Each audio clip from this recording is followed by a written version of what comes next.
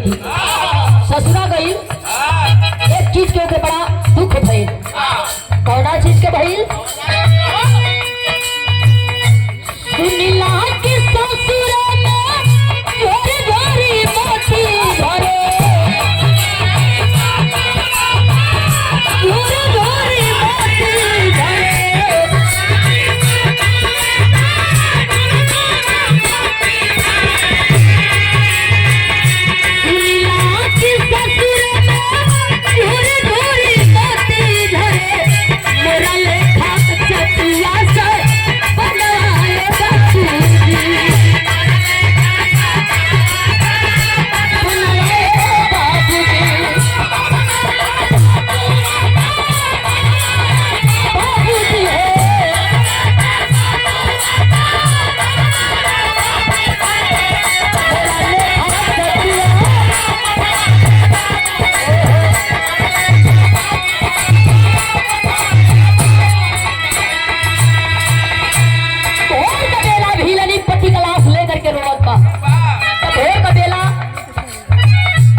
होला clear fresh सुनाई देला। आज अभी रोवे लगल तो शिवदानी भोलदानी कान में आवाज गई, देखलन जे भीलनी रोवत बा।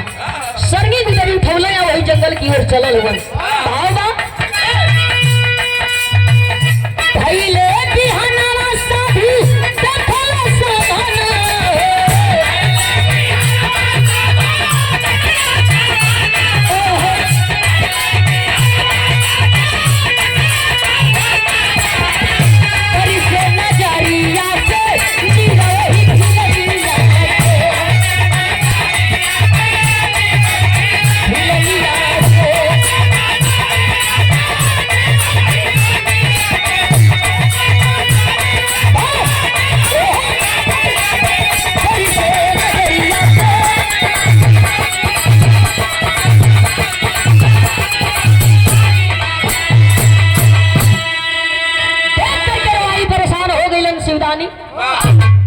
पति कलाश पूछत बड़न की कुल भइल कैसे? बड़ा हम पापी न बानी, न हम आइल होती न तार पति मरल होता। भीलनी पैर पकड़ के बाबा का रोवे लगल ना। लोग कहेला कि जेकर जही दिन आवेला मौत वही दिन जाला। पति का साथ आजे ले लिखल रहल मालिक के दरबार में, कागज फटल हुई जे हमरे पति का साथ छूट गई। एमा तुहार कोनो दोष नहीं थे। शिवदानी भोलेदानी आज्ञा लिहल जात हो तो हम जाई। भीलनी कल पूरा दिन बिता दिला, रात बितौला, 1 घंटा कैसो और पति कलाश जमीन पर सुता करके हाथ में कुल्हाड़ी ले करके आज चला रही जंगल की ओर।